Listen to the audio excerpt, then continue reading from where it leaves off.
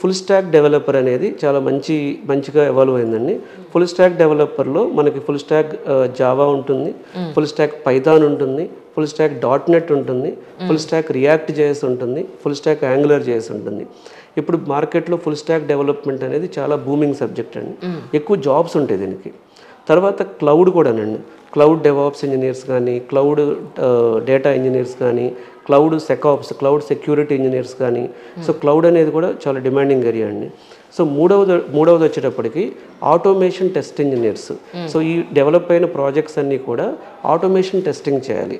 So ఈ మూడు అనేది ఎప్పుడు డిమాండ్ ఉండే సబ్జెక్ట్స్ అండి. ఎమర్జింగ్ టెక్నాలజీస్ ఉంటాయి. ఎమర్జింగ్ టెక్నాలజీస్ అంటే ఫ్యూచర్లో వీడికి ఎక్కువ ప్రాజెక్ట్స్ ఉంటాయి అని.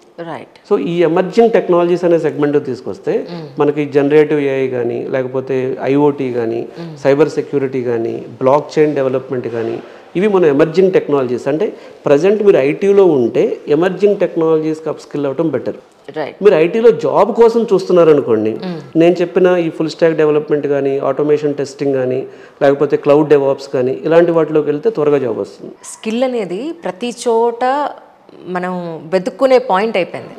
ఎంత ఎడ్యుకేషన్ క్వాలిఫికేషన్ ఉన్నా, ఎంత ఎక్స్పీరియన్స్ ఉన్నా, వాళ్ళ స్కిల్ లేదండి అనేసి సడన్గా వేల మందిని, లక్షల మందిని ఉద్యోగాల్లోంచి తీసేసే పరిస్థితి కనబడుతుంది. అంటే యూఎస్లో లాస్ట్ టైం చాలా పెద్ద పెద్ద కంపెనీస్లో సడన్గా లేఅవుట్ అయిపోయిందండి అని చెప్తుంటారు. ఇలాంటివి జరిగినప్పుడు సాఫ్ట్వేర్కి డిమాండ్ లేదా, ఇప్పుడు ఇటు సైడ్ మనం నేర్చుకున్నాం, ఇది ఎంతవరకు కరెక్ట్, వాటికి ఎటువైపు వెళ్ళాలనే ఒక కన్ఫ్యూజన్ ఉంటుంది. అలాంటి సిచ్యువేషన్స్లో మీరు ఇలా ఆలోచించే వాళ్ళకి మీరు ఏం చెప్తారు? నేను ఎసెన్షియల్లో 11 years వర్క్ చేశాను. ప్రతి కంపెనీకి ఒక ప్రాపర్గా పెర్ఫార్మెన్స్ సైకిల్ అనేది ఉంటుంది. అది ఐటీకి సంబంధం లేదు, ఐటీ అయినా నాన్ ఐటీ అయినా, ఏ కంపెనీకైనా సరే.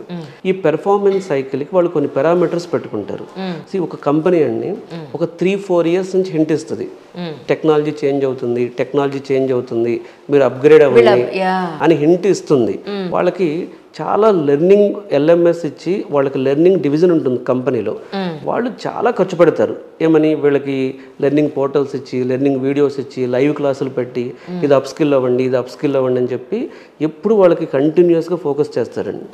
అలా చేసినా సరే కొంతమంది ఆ హింట్ తీసుకోకుండా వాళ్ళకున్న కంఫర్ట్ జోన్లో, ఓకే నేను ఇక్కడ మాన్యువల్ టెస్టర్గా వర్క్ చేస్తున్నాను, నేను జీవితాంతం మాన్యువల్ టెస్టర్గానే పనిచేసి రిటైర్ అయిపోతాను, లేకపోతే నేను ఇక్కడ కోర్ జావాలో పనిచేస్తున్నాను, కోర్ జావాగా రిటైర్ అయిపోతాను, ఇలా హింట్ తీసుకోకుండా ఐటీలో సస్టైన్ అవ్వాలన్నా, ఐటీలో ఫ్యూచర్ బాగుండాలన్నా సింపుల్ అండి. ప్రతి డిసెంబర్లో ఒక 1 month ఒక కోర్సు నేర్చుకోవాలి. Very simple. ఇది ఫాలో అయితే వాడు మల్టీ స్కిల్డ్, ప్లస్ జాబ్ వచ్చినా కూడా క్లయింట్ దగ్గర మనం ఎలా ప్రొజెక్ట్ చేస్తున్నాం, ఎంత ఫ్లెక్సిబుల్గా మనం వర్క్ చేస్తున్నాం.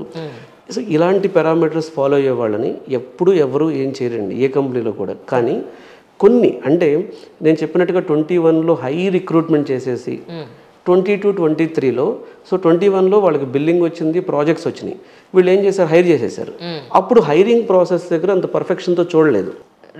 సో చూడకుండా ఓకే మనకు నీడ్ ఉంది కదా తీసేసుకున్నారు. తర్వాత ఎప్పుడైతే ప్రాజెక్ట్స్ కొంచెం తగ్గినాయో then they started evaluating their employees. So ఇందులో ఎవరు కమ్యూనికేషన్ డల్ ఉన్నారు, ఎవరు ఫ్లెక్సిబుల్గా లేరు, ఇక్కడ చాలా జరిగినాయండి. ఇప్పుడు మనం ఫైర్ చేసేసారని మాట్లాడుతున్నాం, కానీ కొంతమంది ఈ కోవిడ్ ఛాన్స్గా తీసుకుని 2 చోట్ల జాబులు చేశారండి. అప్పుడు దే స్టార్టెడ్ ఎవాల్యుయేటింగ్. ఇప్పుడు ఈ మూన్ లైట్ కింద వాళ్ళు చేశారు, 2 చోట్ల పిఎఫ్లు జనరేట్ అయినాయి, 2 ఐటీ కంపెనీలు. మళ్ళీ ఇప్పుడు వీడు మార్నింగ్ 2 వీళ్ళ కాంపిటేటర్ దగ్గర, ఇప్పుడు హెచ్సిఎల్లో ఉంది పిఎఫ్, టీసీఎస్లో పిఎఫ్ జనరేట్ అయింది. ఏం చేస్తారు ఇప్పుడు? ఎవరైనా ఏం చేస్తారండి, ఏ కంపెనీలో అయినా సరే. సో ఫైరింగ్ దగ్గర 2 mistakes ఎక్కడ జరిగినాయి అంటే, బల్క్ హైరింగ్ తర్వాత ఫైర్ చేయటం. రెండవది ఏంటంటే కొన్ని స్టార్టప్స్ వాటి పెద్దగా ఊహించేసుకుని ఫండింగ్ వస్తుందని చెప్పి వాళ్ళు 1000 members రిక్రూట్ చేసేసి ఫైర్ చేశారు.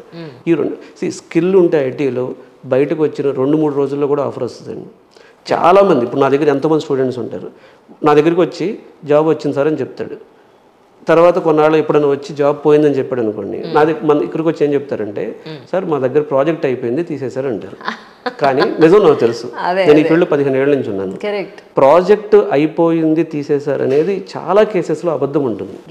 ఎవరు కూడా మన దగ్గరకు వచ్చి, అంటే మనకు కొంత ఇగో ఉంటుంది కదండి, ఎవరు కూడా వచ్చి నాకు ఆ స్కిల్కి అప్స్కిల్ అవ్వలేదు నేను, లేకపోతే స్కిల్ ఉంటే ఒక్కసారి జావాలో జాబ్ వచ్చిన వాడికి 100 చోట్ల వస్తుంది. Correct correct. ఒక చోట జావా ఫ్లూక్లో వచ్చింది. అంటే మన దగ్గర కూడా ఈ కోవిడ్ తర్వాత చాలా రాంగ్ ప్రాక్టీసెస్ ఎక్కువైనాయండి. ఎస్పెషల్లీ ప్రాక్సీ ఇంటర్వ్యూలని, బ్యాక్ డోర్లని, లేకపోతే ఈజీగా జాబ్ రావాలి. ఈ మొత్తంలో నేను ఇన్స్టిట్యూట్స్నో లేకపోతే కన్సల్టెన్సీస్నో నిందించట్లేదండి. స్టూడెంట్దే తప్పిది. Correct correct. ఇప్పుడు ఈ లాస్ట్ మంత్లో హైదరాబాద్లో 2-3 కంపెనీస్లో బ్యాక్ డోర్తో క్లోజ్ చేసేసారని వీళ్ళు పోలీస్ స్టేషన్కి వెళ్ళారు.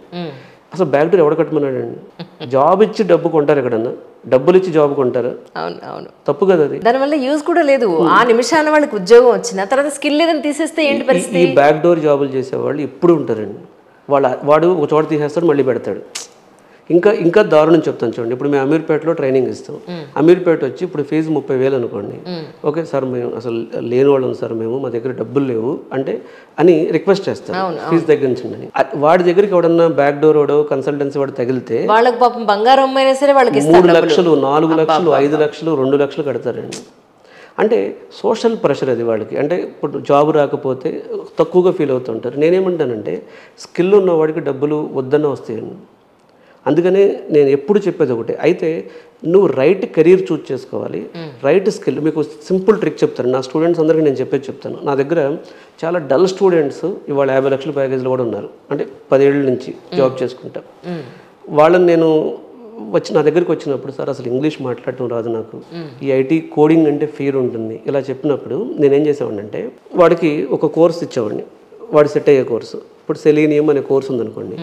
ఈ సెలీనియంను 5 సార్లు నేర్పించేవాడిని. ఫస్ట్ మంత్ 30 days అయిపోయేది. మళ్ళీ నేర్పించేవాడిని.